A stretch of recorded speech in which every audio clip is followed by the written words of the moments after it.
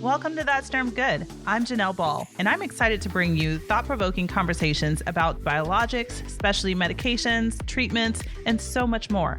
And now a message from Sanofi and Regeneron. Learn more about Dupixent Dupilumab at www.dupixenthcp.com. Welcome to That's Derm Good. Thank you all so much for joining me. We recently celebrated 25,000 podcast downloads. That is incredible. Thank you so much for listening, for supporting the podcast.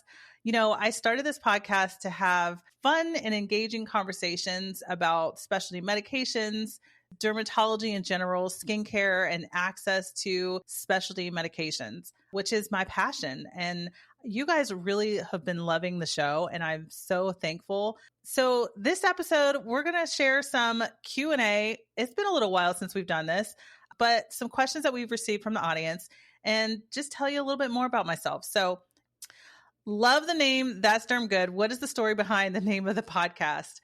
Actually, just thinking about it over and over for a long time, trying to figure out what am I going to do? I know I wanted to talk about dermatology. I wanted to talk about advocacy. Actually, my husband likes to say that he came up with the name. I don't know. I think it was a little mixture of both. You know, he maybe threw out some suggestions and then it just came, and That's Derm Good is what it was. So not a whole lot behind that, but just something that's fun and lighthearted and something that I want people to enjoy and know, you know, what is good about dermatology.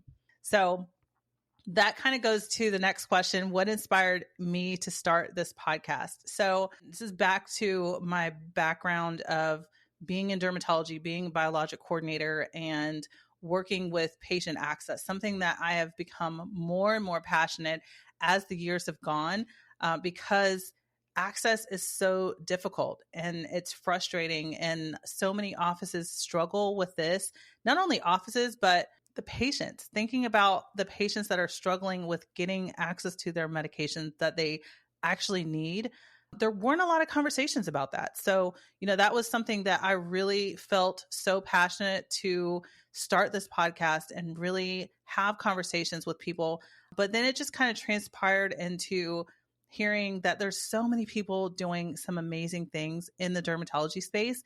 And I want to be able to share that. I want to be able to let others know, you know, hey, you can connect with these people. You can find out what else is going on, what's happening in the dermatology space, because I think some of these people are so amazing. And all of the guests that I've had so far on my podcast have just been mind blowing. And it's just been so awesome to talk to them and hear what they're doing, how they even got started into the dermatology space, because that is wild alone by itself. So, you know, so many exciting things that have happened on the podcast so far. And it just kind of inspires me to keep it moving. So next question is, do you record at home or have a fancy studio? This is my house, guys. I am in my office at my house. And when my husband and I and my daughter, we moved here like a couple of years ago. And this was the first room that I had actually completed, like decorated and everything. But yes, I don't have a fancy studio. You know, I didn't start out with a nice microphone and headphones or anything like that. It just kind of happened. So yeah, not super fancy, just at my house. Okay, what are you most excited about in the coming years? So in the years to come, you know, really just connecting and finding more and more people that want to share their voice, that want to share what is happening in the dermatology space, what is new, what's coming. You know, recently I spoke at a conference, the ACID conference, and I had Jasmine, who was the founder of the Association of Hidradenitis Suppurativa Association. And, you know, it was so amazing meeting her, but also having the opportunity to speak at her conference and talk about access to patients and their spouses or friends or family members that are advocates.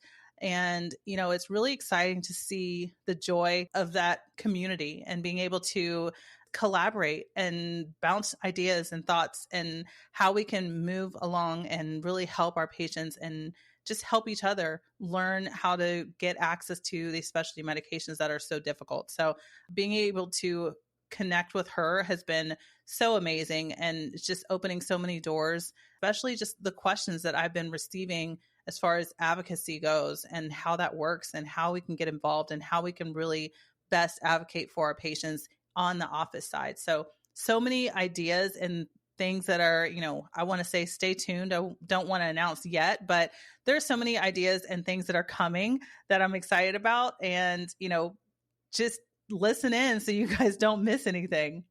Okay, what are the next questions that we have here? This is funny. This one says, were you nervous about starting or hearing your voice on the podcast? Yes, and I still kind of am. It's kind of weird listening to yourself talk, but I've had to get over that and learn that, you know what? It's not about me. We're listening to other people that have amazing things to say. And, so I try to keep my talks to the minimum outside of doing this episode here. But, it's kind of weird listening to yourself talk. It can be weird sometimes. Okay, next question. Have you met any cool people since starting the podcast? Yeah, I have to say, I've met so many cool people. I mean, pretty much everybody that's been on my podcast has been pretty cool. So I don't know if you mean like live in person or not, but I've met some really cool people, and it's not hard to impress me because I've been in this derm space for a while, but there's so many cool people out there and I'm continuously inspired by them. So yeah, absolutely met a lot of cool people since starting the podcast. Okay. Do you have a pre-recording routine? That's a good question. I'm wondering if I should start having a pre-recording routine.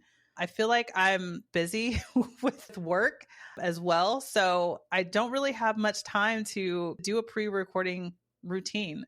I'm going to have to chat GPT that one and figure it out because that sounds kind of fun. Get my game face on maybe. I don't know. So when you aren't recording, what's your favorite TV or movie to watch? So my favorite shows, now that I'm thinking about it, are all like crime shows.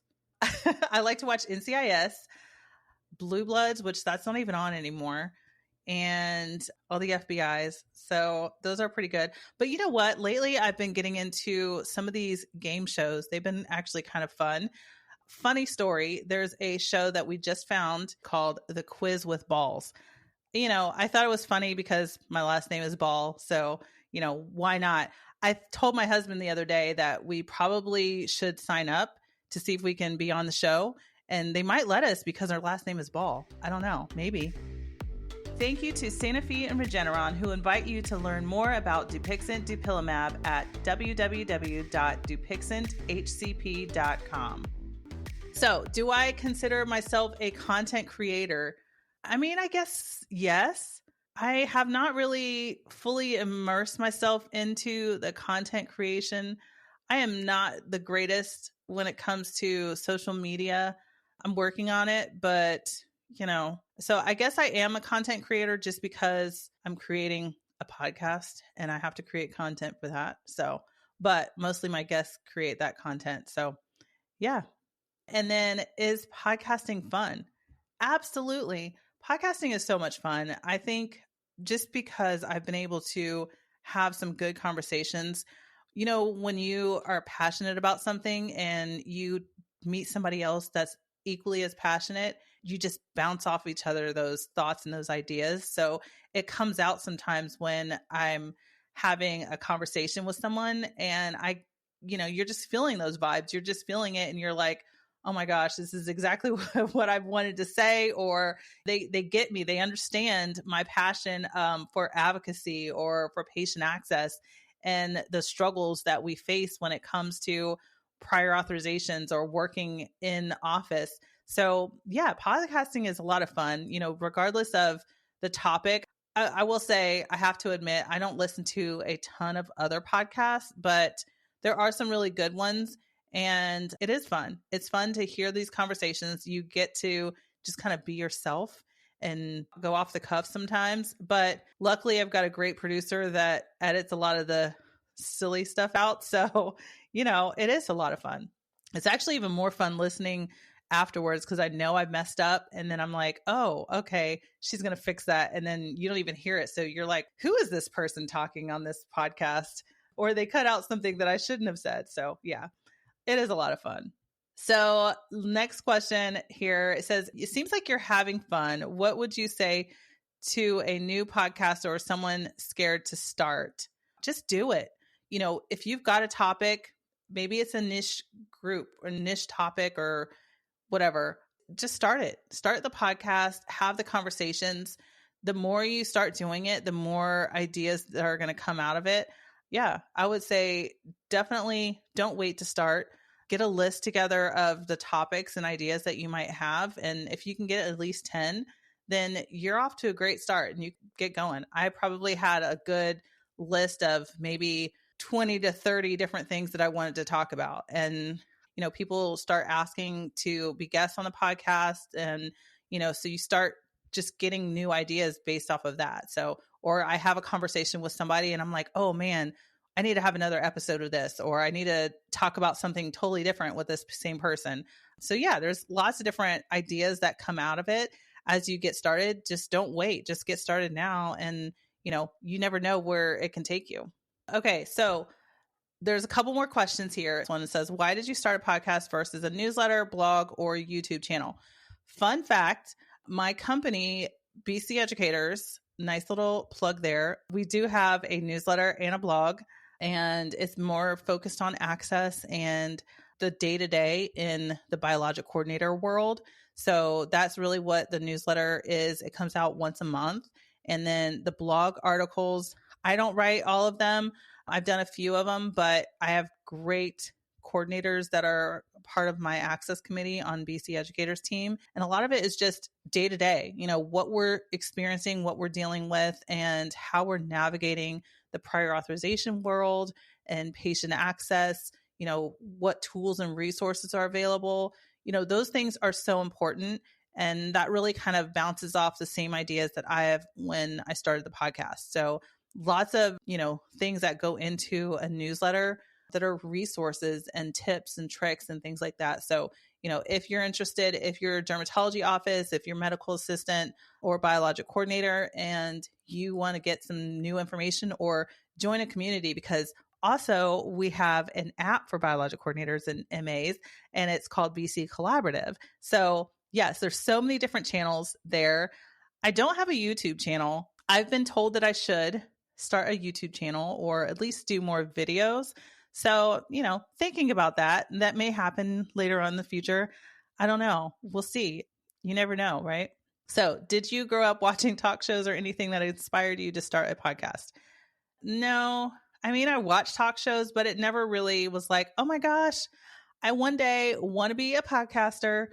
No, not really. I actually never really thought about it until maybe 6 months before I actually started the podcast. I never really listened to a lot of other podcasts. I've seen it, but I never really was like, I absolutely want to have a podcast. So, it just kind of happened, and it's been an exciting journey, and, 25,000 more downloads are coming. I know it. So I'm excited. Thank you all for listening and continuing to listen and to continuing to support the podcast. I really appreciate you. And I'm so grateful. And if you have questions for me, let me know. I want to answer those questions. So if you're interested in being on the podcast, if you have something to talk about, there's maybe a topic that I haven't touched. So, let me know. Send me an email. You can send it to info@thatsdermgood.com. And I would love to hear from you. And cheers to 25,000 more downloads. Talk to you soon. Bye.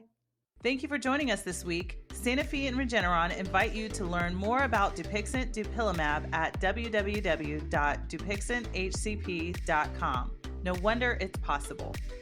Thanks for spending a few minutes with me and listening to That's Derm Good. You can expect new episodes of That's Derm Good every week. The podcast is available on your favorite app, including where you're listening right now. Subscribe to the podcast so you never miss a new episode. Bye.